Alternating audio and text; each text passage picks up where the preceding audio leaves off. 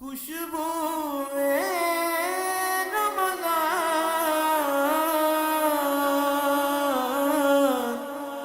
خوشبو رمضان نحمدہ ونسلم علی رسولہ الکریم اما بعد فاعوذ باللہ من الشیطان الرجیم بسم اللہ الرحمن الرحیم اللہم صلی علی سیدنا مولانا محمد وعلی آلہ وصحبہ وبارک وسلم الصلاۃ والسلام علیکہ یا سیدی یا سیدی یا سیدی یا رسول اللہ وعلی آلہ وصحبہ یا سیدی یا سیدی یا حبیب اللہ الصلاۃ والسلام علیکہ یا سیدی یا نبی اللہ وعلی آلہ وصحبہ یا سیدی یا نور اللہ۔ السلام علیکم ناظرین، میں ہوں آپ کا میزبان اویس قادری کا موقع۔ آپ دیکھ رہے ہیں سٹی نیوز پر پروگرام خوشبو رمضان۔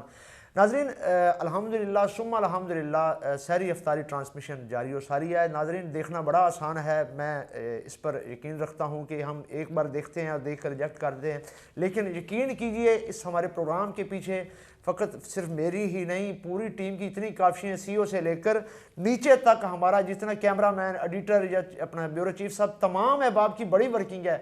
یقین کیجئے یہ سب احباب آپ کی دعاؤں کے منتظر ہیں، آپ سب احباب کی دعائیں ہمارے ساتھ ہونی چاہیے۔ آئیے ناظرین، سب سے پہلے میں جیسا کہ آپ کو معلوم ہے درود پاک کی فضیلت کے حوالے سے، درود پاک ایک ایسا عمل ہے، اللہ رب العزت وحدہ لا شریک ہے، کسی عمل میں بندے کو اپنے ساتھ شریک نہیں ٹھہراتی۔ واحد ایک درود پاک ایسا عمل ہے جس کے لیے وہ اپنے ملائکہ کو بھی حکم دیتا ہے، اللہ پاک ہمیں بھی حکم دیتا ہے کہ میرے پیارے بندو میرے محبوب علیہ السلام پہ درود پاک پڑھا کرو۔ درود پاک کے فضائل بہت سارے ہیں، لیکن ایک میں درود پاک کی حدیث مبارکہ کا مفہوم بیان کرتا ہوں۔ آقا علیہ السلام کا فرمان علی شان ہے، جب انسان درود پاک پڑھتا ہے مجھ پہ، درود پاک پڑھنے کا کیا فائدہ ہوتا ہے؟ اچھا فائدہ بھی پھر ہمارا ہی ہے، جتنا ہم پڑھیں گے فائدہ بھی ہمارے ہیں، برکتیں بھی ہمارے لیے ہیں، رزق کے دروازے ہمارے لیے کھلیں گی، پریشانیاں، بیماریاں، تکالیف سب چیزیں دور ہوں گی، ہر چیز میں فائدہ پھر ہمارا ہی ہے جتنا بھی ہم درود پاک پڑھیں گے۔ حدیث مبارکہ کا مفہوم ہے، آقا علیہ السلام نے فرمایا کہ جب انسان درود پاک پڑھتا ہے تو جب کوئی بھی دعا کرتا ہے تو ملائکہ، فرشتے اللہ کی بارگاہ میں پھر دعا میں کیا کہتے ہیں؟ الہی یا امین، یا اللہ جیسے یہ کہہ رہا ہے ویسا کر دے، ویسا ہو جائے۔ تو ناظرین یہ درود پاک کے فضائل ہیں۔ آئیے سب سے پہلے اپنے معزز مہمانوں کا تعارف کرواتے ہیں۔ ہمارے ساتھ جیسا کہ آپ کو معلوم ہے معروف مذہبی، سیاسی، سماجی، روحانی شخصیات بھی تشریف لاتی ہیں۔ آج کے ہمارے معزز مہمان ہمارے ساتھ موجود ہیں، تشریف فرما ہیں میاں بلال صاحب، صدر منگمری بازار۔ سر السلام علیکم، ویلکم، خوش آمدید، جی ہیں آپ تشریف لائے، بہت شکریہ۔ اور ان کے ساتھ تشریف فرمائے ہیں ان کے ساتھ تشریف فرمائے ہیں شیخ ارسلان اچھی صاحب، جو کہ صدر ہیں گردوارہ کے۔ جناب سر آپ کو خوش آمدید کہتے ہیں، آپ تشریف لائے، بہت شکریہ، تھینک یو سو مچ۔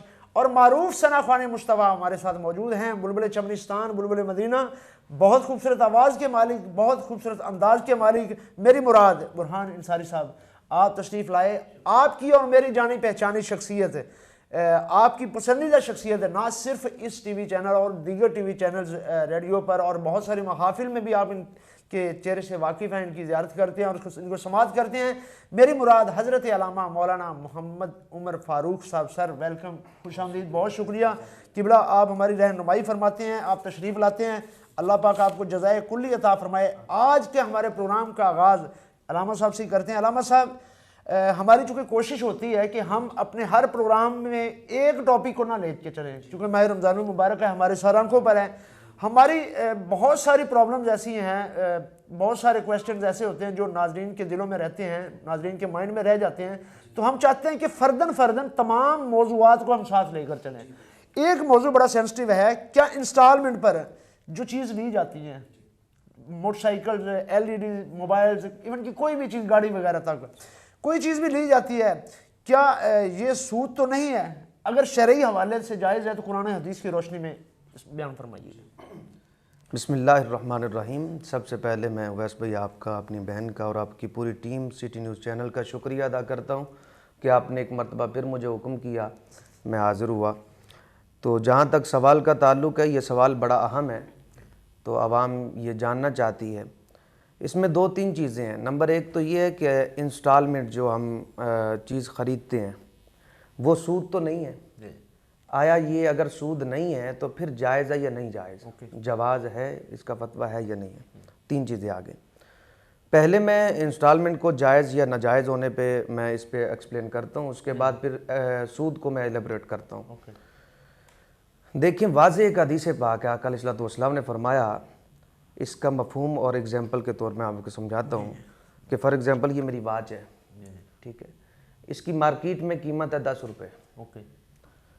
تو جو میرے سے لینے آیا ہے وہ کہتا ہے میرے پاس ابھی پیسے نہیں ہیں, صحیح ہے, میں آپ کو پیسے 1 سال کے بعد دوں گا. صحیح. تو میں پھر کہتا ہوں چونکہ وہ مجھ سے سہولت مانگ رہا ہے, صحیح. میں اسے سہولت دے رہا ہوں, پھر میں نے بھی اس سے سہولت مانگنی ہے. صحیح ہے. میں کہتا ہوں کہ میں یہ چیز آپ مجھ سے 10 روپے کی نہیں, پھر میں آپ کو 12 روپے کی دوں گا. ٹھیک ہے, ٹھیک ہے, چونکہ سال کے اینڈ تک انسٹالمنٹ چلے گی, 1 سال کا ٹین اوور ہم نے متعین کر لیا. صحیح ہے. میں کہتا ہوں یہ 10 روپے کی نہیں, میں پھر 12 روپے کی دوں. اگر یہ ایگریمنٹ ہو جاتا تو پھر یہ سود نہیں ہے.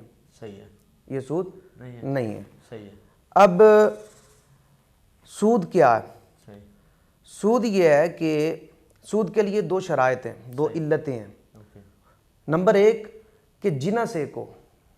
مثلاً اب انسٹالمنٹ پہ ہم چیز لینے کے لیے جاتے ہیں تو ہم نے پیسے دیے, اس نے ہمیں بائک دی, ہم نے پیسے دیے, اس نے فریج دی, ہم نے پیسے دیے, اس نے موبائل دیا, LCD دی.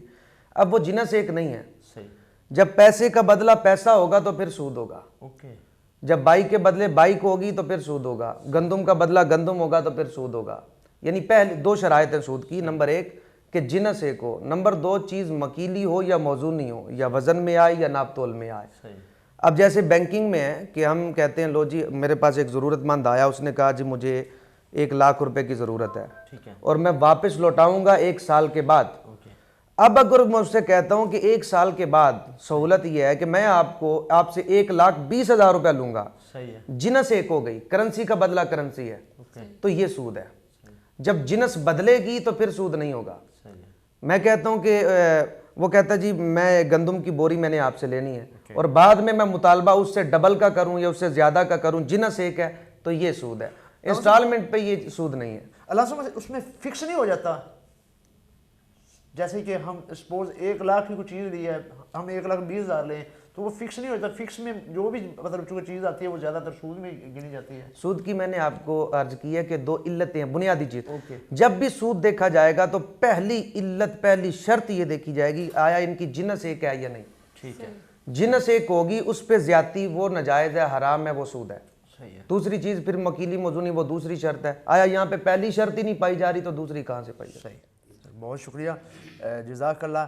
ہمارے ساتھ موجود ہیں اپنا ہماری کو ہوسٹ جی. نحمدہ و نصلی علی رسولہ الکریم, اما بعد, فاعوذ باللہ من الشیطان الرجیم, بسم اللہ الرحمن الرحیم. جی میں ہوں آپ کی ہوسٹ شیزہ ذوالفقار. آپ دیکھ رہے ہیں سٹی نیوز HD پہ پروگرام خوشبوئے رمضان. ناظرین, جذبہ احسار جو کہ روزے کی ایک حکمت ہے, بحالت روزہ انسان بھوک اور پیاس کے کرب سے جب گزرتا ہے تو اس کے دل میں احسار, بے نفسی اور قربانی کا جذبہ تقویت پکڑتا ہے.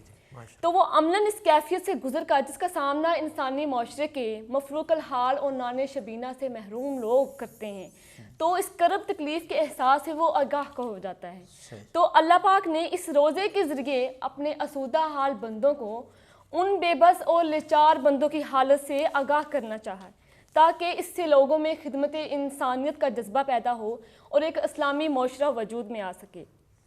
تو اس احساس کا بیدار ہو جانا جو روح کی روزے کی جو ہے وہ روح کا لازمی تقاضا ہے. تو اس کا فقدان اس امر کی غمازی کرتا ہے کہ روزے میں روح نام کی چیز بھی نہیں. تو علامہ اقبال رحمۃ اللہ فرماتے ہیں, روح چو رفت از صلاۃ و الصیام, روح چو رفت از صلاۃ و الصیام, فرد نہ ہموار ملت بے امام. ارے واہ, حضرت اقبال علیہ رحمہ کا لکھا ہوا کلام ابھی میری گوشت بیان فرما رہی تھی. آئیے ناظرین, ہمارے اب اگلے مہمان ہیں میاں بلال صاحب. سر کیسے ہیں؟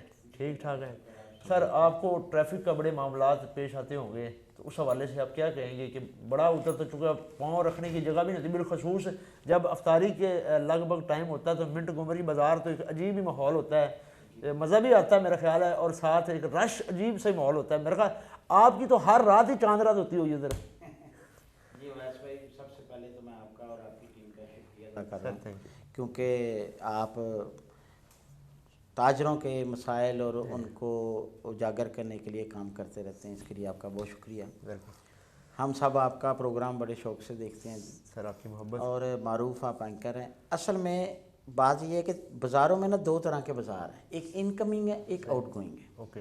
एक ट्रैफिक के आने के लिए, एक जाने के लिए। जो मोंटगोमरी बाज़ार है ये आउट गोइंग है। ओके। इसमें सबसे जो ज़्यादा प्रॉब्लम ये आती है आउट गोइंग में, हालांकि ट्रैफिक ने जाके बाहर निकल जाना होता है, रश कम होना चाहिए, लेकिन चूँकि इंतज़ामिया हमेशा लापरवाही का सबूत देती है, ट्रैफिक वार्डन्स खड़े नहीं होते। सही है।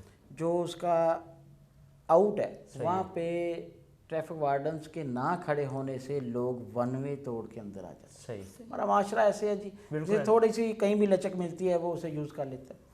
वो ट्रैफिक जैम होता है उससे। सही। बड़ी इन्हें अपीलें की, बड़ा शोर किया, बड़े मामलात हैं। फिर क्या होता है, जैसे मैंने आज आपके साथ बात कर दी, माशाल्लाह मारूफ आपका शो है, ये बात तक चले जानी है। अगले दिन एक हल्ला बोलना है, 5-7 वार्डन्स फिर रहे हैं और लोगों के चलान हो रहे हैं, उसके 2 दिन बाद फिर कोई पता नहीं, वक्ती तौर पर एक्टिविटी होती है।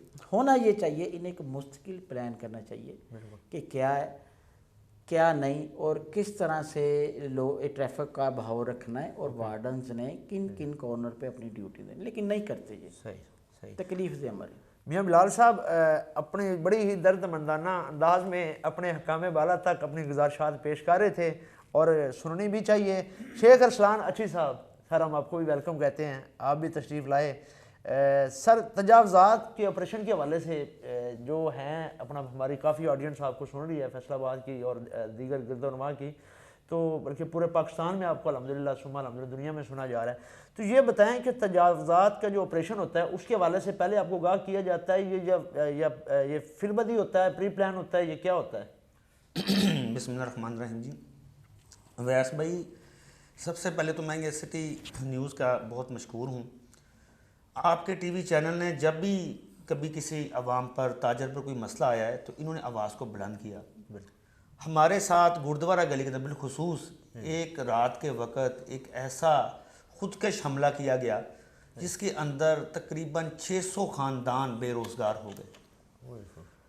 ये वो ख़ानदान थे, आज रमज़ानुल मुबारक का महीना है, पिछले रमज़ान में वो दुकानदार हजरात हमें लॉकडाउन के हवाले से राशन की तकसीम के लिए उन्होंने यूनियन की मदद की कि जो बेरोज़गार हैं या जो लोग परेशान हैं उन्हें राशन दिया। सही। अपनी गिरा से उन्होंने यूनियन को फ़ंड दिया कि आप लोगों को दें जो लोग मुस्तहिक हैं। इस दफ़ा जो गुरुद्वारा गली के अंदर जुल्म हुआ, आज वो 600 ख़ानदान, खुदा शाह जानता है कि हमारे पास लिस्ट के अंदर उनमें से 85% अफराद खुद मुस्तहिक हो चुके हैं कि हमें राशन दिया जाए, हमारे हालात नहीं। सही। क्योंकि जो रियासत है ये माँ का किरदार अदा करती है, आपको पता है। हम लोग वहाँ से अंजुमन ताजरान के इलेक्शन लड़ते हैं इसलिए कि हम एक पुल का किरदार अदा करें। ओके। मीडिया हमारी आवाज़ है और हम वहाँ पर बैठे उन लोगों की आवाज़ बुलंद करना चाहते होते हैं कि यार कोई ज़्यादती ना हो। सुप्रीम कोर्ट ने एक ऑर्डर जारी कर दिया कि आप कब्ज़ा माफिया से अपनी जगह पर गुजार करवा ले। सही। बहुत प्यारा ऑर्डर था, लेकिन अवेयरनेस ना होने की वजह से हमारी इंतज़ामिया ने स्टेक होल्डरों से कोई भी मुज़ाकरात ना किए। सही। ऑर्डर तो सारे आम पड़ा है, आपके ब्यूरो चीफ उस्मान साहब ने बहुत वर्किंग की, इसमें बहुत से प्रोग्राम किए। वो चिनाब क्लब के हवाले से था कि बागों की जगह को बरगुजार कराओ। मनवरा क्लब से कब्ज़ा माफिया जो 1984 से किराया नहीं दे रहा और 3 रुपये कनाल उनका जो किराया था वो भी अदा नहीं थे कर रहे। इसके साथ साथ दूसरे बहुत सारे क्लब्स, उसके साथ सरीना होटल है, लेकिन आखिर आपको पता है कि यहाँ पर कानून सिर्फ गरीब के लिए है। छोटा दुकानदार जो सुबह को दुकान खोलता है, शाम को अपने बच्चों का पेट पालता था, उसके साथ जो जुल्म हुआ, उसके साथ जो बर्बियत अदा की गई, वो पूरे फैसलाबाद का पूरे पाकिस्तान ने देखी। रात के अंधेरे में आए बुलडोज़रों के साथ उन गरीबों को आज उस दौराए पे खड़ा कर दिया है कि जहाँ पर वो खुद मुस्तहिक हो गए हैं। अरसलान भाई, हमारे नाज़रीन को आप ये भी बताएं कि है तो वैसे आपके ज़ख्मों पर नमक छिड़कने वाली बात, आप ये भी बताएं कि ये जो माहौल क्रिएट किया, अभी आप बता रहे थे कि पिछले साल इन्हीं लोगों ने गरीबों में राशन तकसीम किया, تو لہٰذا اب وہ خود بیچارے مستحق ہو کر بیٹھ گئے ہیں. تو یہ بچائیں یہ جو ماحول کریٹ کیا گیا یا کیا موجودہ حکومت نے کیا یہ پچھلی حکومت نے کیا تھا؟ سر سابقہ حکومتیں جتنی بھی آئی ہیں وہ اسٹیک ہولڈروں سے مشاورت کرتی تھیں. ہم نے جب یہ آرڈر آیا ہم نے متعلقہ ارکان اسمبلی سے رابطہ کیا کہ آ کے ہمارے ساتھ آپ بیٹھیں. ہم چونکہ وہاں پر جو قبضہ مافیا ہیں جو کرایہ ہم تو بلکہ جو گردوارہ گلی کے تاجر تھے یہ متعلقہ وقف املاک بورڈ کو کرایہ ادا کر رہے تھے اور پاکستان گورنمنٹ آف پاکستان کے بینک میں کرایہ جمع ہو رہا تھا. اوکے میں انشاءاللہ ارسلان بھائی میں آپ کے انشاءاللہ ذرا اسی کویشچن کو لے کر آگے چلیں گے. یہاں پر ایک چھوٹی سی کمرشل بریک لیتے ہیں. بریک کے بعد انشاءاللہ اپنے پروگرام کو یہیں سے کنٹینیو کرتے ہیں. خوشبو